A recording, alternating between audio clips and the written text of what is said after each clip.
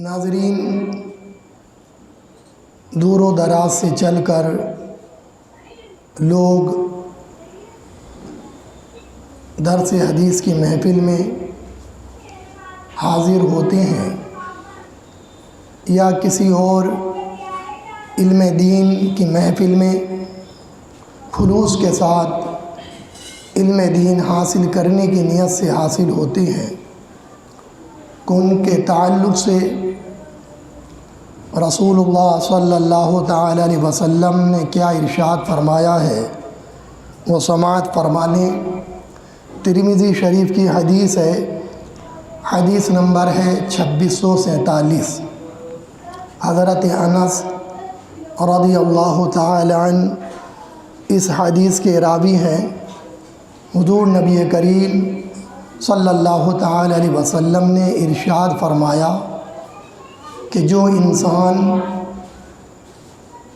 علم کی طلب میں روانہ ہوتا ہے، نکلتا ہے، تو وہ جب تک اس علم دین کی محفل سے واپس نہیں ہوتا وہ اللہ کی راہ میں رہتا ہے۔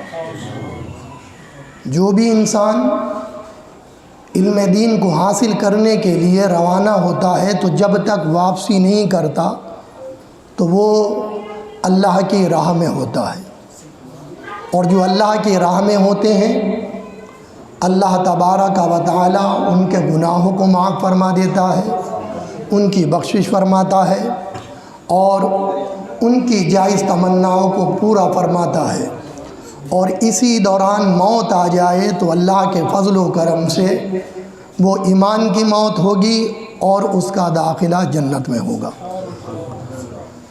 تو یہ بھی بڑی خوش نصیبی کی بات ہے ان لوگوں کے لیے جو علم دین حاصل کرنے کے لیے، اس کو سمجھنے کے لیے، اس کو پھیلانے کے لیے علم دین کی محفلوں میں حاضر ہوتے ہیں۔ چنانچہ ایک حدیث مشکوٰۃ شریف کی میں آپ کے سامنے اور پیش کروں گا۔ حدیث نمبر ہے 239 اور اس کو بیان کرنے والے ہیں حضرت عبداللہ ابن عمرو۔ وہ فرماتے ہیں کہ رسول اللہ صلی اللہ تعالی علیہ وسلم اپنی مسجد میں تشریف لائے۔ اپنی مسجد یعنی مسجد نبی۔ تو حضور نبی کریم صلی اللہ تعالی علیہ وسلم نے وہاں پر دو حلقے، دو گروہ، دو جماعت دیکھی۔ آپ نے ان کا مشاہدہ فرمایا اور ارشاد فرمایا کہ یہ دونوں جماعتیں خیر پر ہیں، بھلائی پر ہیں، لیکن ان میں سے ایک ان سے افضل ہے۔ دونوں بھلائی پر ہیں لیکن ایک جماعت جو ہے وہ اس سے دوسری سے افضل ہے۔ اب وہ جماعت کیا ہے، وہ گروہ کیسے ہیں، وہ حلقے کس طرح کے ہیں؟ تو حضور نبی کریم صلی اللہ تعالی علیہ وسلم آگے خود ارشاد فرما رہے ہیں کہ یہ گروہ جو اللہ تبارک و تعالی سے دعا کر رہا ہے، اللہ کا ذکر کر رہا ہے، اللہ کو راضی کرنے میں ہے، یہ بھلائی پر ہے، لیکن جو یہ طلب کر رہے ہیں، جو اللہ سے دعا مانگ رہے ہیں، تو اللہ چاہے تو انہیں عطا فرما دے اور اللہ چاہے تو انہیں عطا نہ فرمائے۔ تو پتہ یہ چلا کہ ایک جو مجلس تھی، ایک جو حلقہ تھا، وہ ذکر و اذکار کر رہا تھا، اللہ تعالیٰ سے دعا کر رہا تھا اور اللہ تعالیٰ کا ذکر کر رہا تھا۔ تو ایک جماعت، ایک گروہ ایسا تھا، حضور نے اس کے بارے میں ارشاد فرما دیا۔ پھر حضور نبی کریم صلی اللہ تعالی علیہ وسلم دوسری مجلس کے پاس تشریف لائے اور ارشاد فرمایا کہ یہ مجلس، یہ حلقہ جو علم دین اور فقہ سیکھ رہا ہے اور بے پڑھوں کو، نادانوں کو سکھا رہا ہے، یہ بہت بڑی بات ہے۔ یہ حلقہ خود علم دین سیکھ رہا ہے، فقہ بھی سیکھ رہا ہے اور بے پڑھے لوگوں کو، نادان لوگوں کو سکھا بھی رہا ہے جو علم سے ناآشنا ہے۔ تو حضور نبی کریم صلی اللہ تعالی علیہ وسلم نے ارشاد فرمایا یہ حلقہ ہی افضل ہے۔ حضور نبی کریم صلی اللہ تعالی علیہ وسلم نے 1400 سال پہلے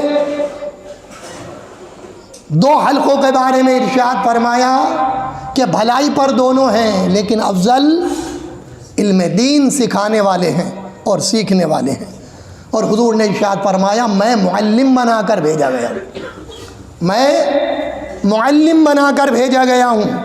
اور حضور صلی اللہ تعالی علیہ وسلم اسی مجلس میں جس میں علم دین سکھایا جا رہا تھا اور سیکھ رہے تھے، تو حضور نے پہلے والے حلقے میں تشریف نہیں رکھی، بلکہ دوسرے والے حلقے میں دوسری مجلس میں حضور تشریف فرما ہو گئے، وہیں بیٹھ گئے۔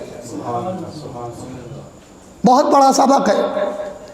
حضور نبی کریم صلی اللہ تعالی علیہ وسلم نے پہلے اپنے عمل سے ظاہر فرما دیا اور اپنے اقوال سے بھی تعلیم دے دی امت کو کہ یاد رکھنا وہی مجلس افضل و اعلیٰ ہے زیادہ کہ جس میں علم دین سیکھ رہے ہیں اور سکھا رہے ہیں۔ لیکن افسوس سنیت پر، صد افسوس کہ جن کے بارے میں حضور ارشاد فرمائے، تعریف بیان فرمائے، اپنا وارث کہیں، ان کی مجلس میں تشریف فرما ہو، اللہ اکبر، انہیں تو پس پشت ڈال دیا، اور جو جاہل ہیں ان کے نعرے لگائے جا رہے ہیں۔ جاہلوں کو پیر بنا دیا اور علماء باعمل کو پس پشت ڈال دیا۔ اس میں عوام بھی خطا وار ہے اور مدرسے کی کمیٹیاں بھی خطا وار ہیں۔